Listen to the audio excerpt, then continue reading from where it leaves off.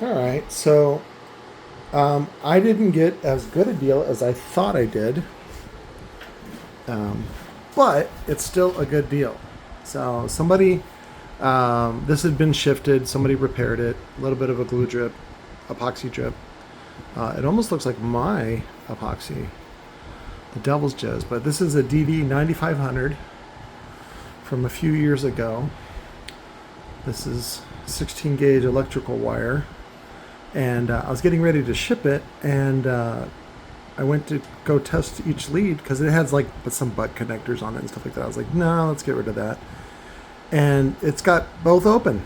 So this thing needs to be reconed, and I just wanted to do a review on it before I modified it. So I talked to the guy that bought it, and he said he wants to keep the original frame, but I said, can I do a removable top assembly? And he's like, yes.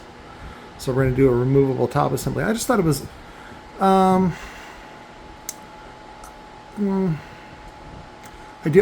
do want to say it was odd. I would say disappointing that not only did DD not use the top landing, which is 8-inch, but then they used the 7.5, and then they epoxied the shit out of it. So there's very little spider. This thing is made to move very little, but the motor is healthy enough, tall enough to support a TI frame with a 10-inch spider. And so I said, immediately I was like, oh, well, let me upgrade you to the TI frame, and that way it's removable as well. So, but we're going to go ahead and pull this apart. Let me cut it, and I'll show you the insides because it's just dead. So, but I'm going to show you how to make it a removable top assembly.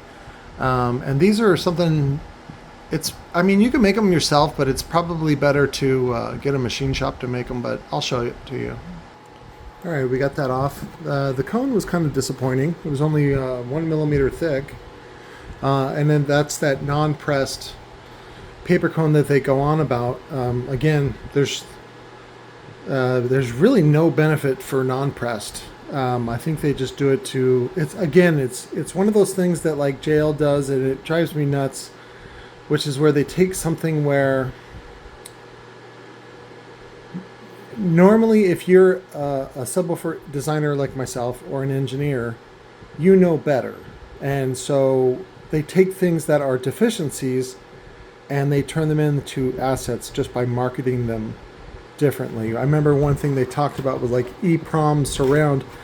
This is not a great surround. It's okay. It's not large enough at all to accommodate the excursion that it should have, but again, they already limit that with using a small spider pack. So let's go ahead and look at the spider pack. Not a very tall coil. It looks like a standard 45 millimeter. Bunch of spiders. 1, 2, 3, 4, 5 spiders, but they're all just shitty spiders. Looks like they have the leads built into and then they double them up, which again is not that great of an idea. But again, this is a prestigious American-made subwoofer company. So, what do I know? It's probably going to be standard hardware, but we'll find out if, like sometimes like DC does this. DC has their motors made in China, which again is you can't stop that. It just makes a lot of financial sense to do that. But again, sometimes like brands like TC Sounds, where a lot of the stuff was made in China, but they would do assembly here, and sometimes they make the holes to be American standards, which would be 1/4 is typical. Sometimes they do like a number 10 by 32, but typically it's 1/4, and it's to give the illusion that this thing is like American, super American or whatever. So, but again, very small leads. They changed this in later versions, but it doesn't really need to be that much bigger. But you think I think original price on this is probably right around $1,000, maybe $700 or $800. I'd love to look it up, but it looks like they have multiple bolt patterns. Again, typically you only get features like that if at least the top plate is machined overseas. But I just got my number 3 bits in, so let me get the number 3 Phillips, and then we'll get this frame off and separated the client did want to see if I could salvage this dust cap, which there's nothing magical about it. Let's see if it looks like I'm not feeling it like a decal, but it might be just a screen print. So I wanted to go with a newer one, and then we're going to go with this older logo, which again is a ripoff of Daredevil, the comic book, and I think a brand new one. So, but he wanted to keep the glossy frame. We're going to add detachable, and then I think I'm going to give him a cone selection. So, because the four spoke frame is not deep enough to accommodate the Gonzo cone, but again, now some frames, like the B version of the 12 spoke in the 15, they can accept the Gonzo cone, and also the claw frame like that. This one is I think it's Wolfram AG. There's that other brand that looks just like them, CT Sounds, and then there's another one, Resilient. They all use the same parts, probably the same build house. But this one also, it only takes a 8-inch spider. They use an adapter on there, but that frame is deeper, and so you can use a deep mega roll cone like the Gonzo. I just picked this up off of Facebook Marketplace for $15. I thought it was a pretty good deal, but I don't know where all my bits are, so it's cheaper just to buy new ones, and this had a whole bunch of cool, I love these sleevey things. Also the nut drivers, the modular nut drivers, and of course all the other bits that you get with it. Speed bit. God damn it, I got the, this one is the homeowners one. It's got a bunch of pussy ass bits. It only has number 2, it doesn't have number 3! Fuck! Alright, I just pushed real hard, which is what you got to do sometimes. And yeah, these look like quarter 20s. Sometimes you almost strip them out a little bit. And then they use adhesive, which I'm not a fan of. You just got to give the frame a little tappy tap. Let's see if it got a mallet.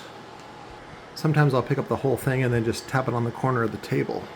And you want to do tappy tap on the spokes, not here. So, because you can break that. You want to, there's more strength here on the wiener part. So, that broke loose pretty easy. They just used a little bit of rubber cement on there, which was fine. Still got the spacer on there. We're just going to leave that in place for now. I'll have to use the chisel to get that off, or just use a different, see if I have a glossy black frame out there. It'd save me time on, what do you call it? Grinding. Frame prep. So it looks pretty good. The gap is real thin. I don't know why they got this part. I guess it's to keep it from falling out. They have some sort of, looks like a key indent in the gap part. I don't know why that's there. So pretty healthy motor though. And I will do a drawing notes in case in the future anybody ever wants to have us reproduce this for old time's sake. Again, I'm not a fan of that real thin gap, but that's what DD does. That's the difference. Again, I think they do it for planned obsolescence, so that after a year or so, it starts to, the suspension finally gets soft. And by the way, DD was one of the first companies to get out there and say, oh, you need to break in your woofers. That's all bullshit. So, and if you're putting so many spiders on there and they're so full of resin that you're breaking it, that's wrong. That you're making that spider pack wrong. Again, it looks like they're trying to use American parts, which kind of suck, just because nobody wants to pay for American tooling. See how that works? They don't want to pay for American tooling, so they use what's off the shelf, and what's on the shelf is like 30, 40 years old. And then they go, oh, we'll just do 5 of those. You know, again, that's bad engineering. So, in my opinion, of course. Of course, anybody that's a fan of DD knows that DD is so awesome. They don't do anything wrong.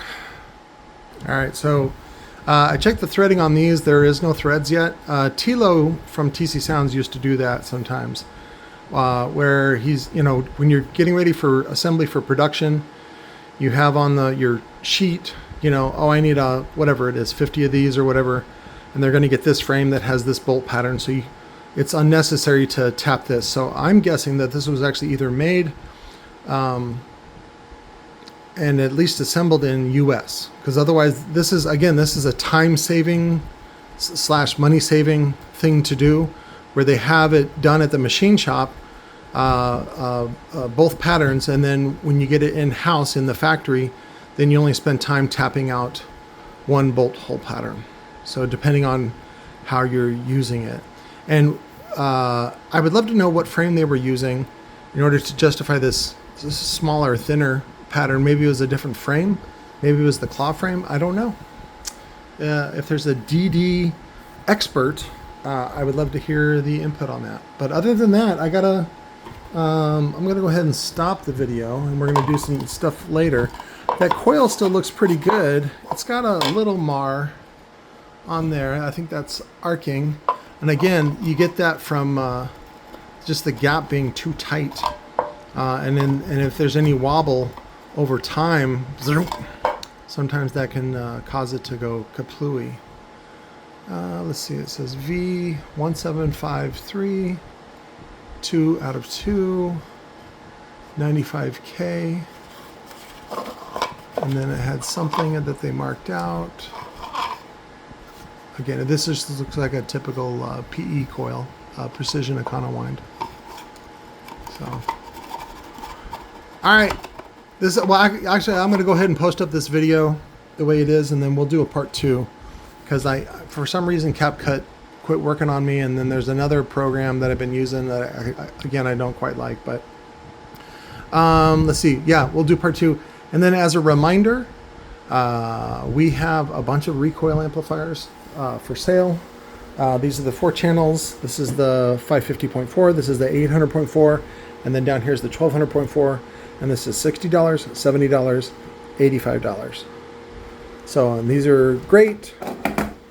They're all 2 ohm stable, full range Class Ds. There we go.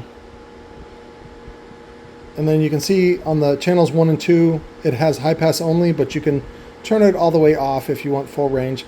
But the rear channels have low pass.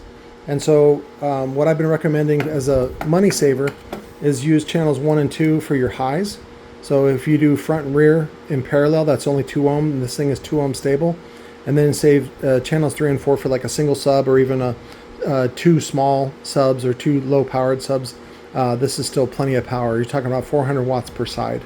So for most setups, again, $70 for an 800 watt amplifier, and this is 800 RMS. That's a really, really good deal.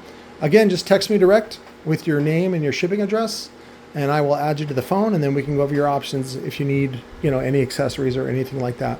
602-312-6504. Text only, please. Thank you very much.